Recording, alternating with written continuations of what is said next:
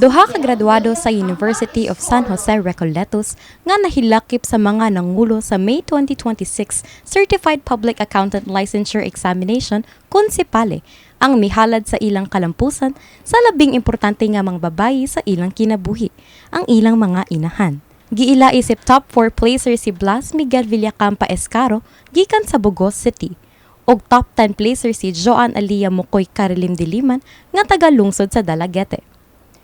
Gibalikan sa duha ang ilang kaagi gikan sa kolehiyo ngadto sa review period hangtod sa pagkuha sa board examination. Gibutyag sab sa duha ang ilang mga inahan kaniadto adunay pangandoy nga mahimong accountant.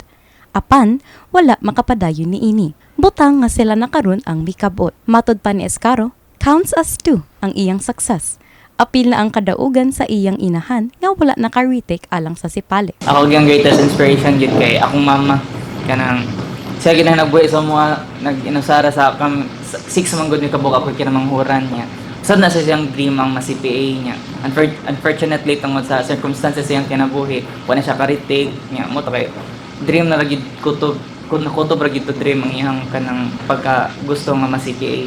So mo gid na siya gid ako ang inspiration ba nga basig if matap mong gali ko ma-count as 2. Pero Gisigundahan usab kini ni Carilim Diliman nga mipadayag sab nga ang iyang inahan ang iyang gihimong inspirasyon sa iyang kalampusan. Simple, akong mama once said kay, before she also wanted to pursue accountancy po, but kanang unfortunately kay kanang lisod pa man to ilaha ang niya kanang wala siya naka-pursue og higher education, she had to work early to survive.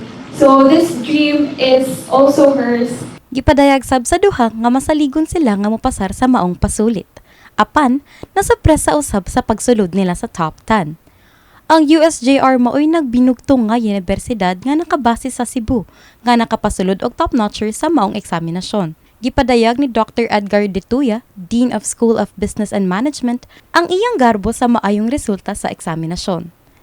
Matod pa niya, nagpakita kini og refleksyon sa padayon nga paningkamot ug kakugi sa institusyon sa paghatag og kalidad nga edukasyon. The hard work continues. No? We continue to review and improve our curriculum, our syllabi, and learning resources to ensure that these are at par with the requirements in the industry, as well as coverage in the CPA library exams. Sumala sa ilang CPA Review Director, Professor Christine June Uy, ang ligon nga pundasyon sa kalampusan sa ilang mga top-notchers mao ang suporta nga ilang nadawat sa ilang komunidad.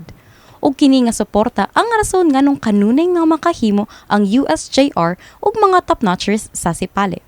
The dream of providing a holistic support where you don't only prepare them academically but also support them spiritually. That's why we have the Simala Pilgrimage, we have the Send of Mass, and support them emotionally. We have our send-off activities. Every once in a while, we get to chat with you if you're still okay. And we would like to nurture that kind of environment where they feel safe. Human sa ilang kalampusan sa May 2026 si Pale, gitutukan karon sa USJR ang umaabot nga October 2026 examination. Samtang si Carilim Diliman, nagplano nga mo padayon sa pagkuha og masters ug si Escaro planong mangita og stable nga trabaho nga magamit ang iyang kaalam ug kahanas. Gitakda sab nga makadawat og financial reward ang duha gikan sa ilang tunghaan human sa maong dakong kalampusan. Kini si Althea Alexis Dimasuhid, CNUcom intern alang sa My TV Cebu.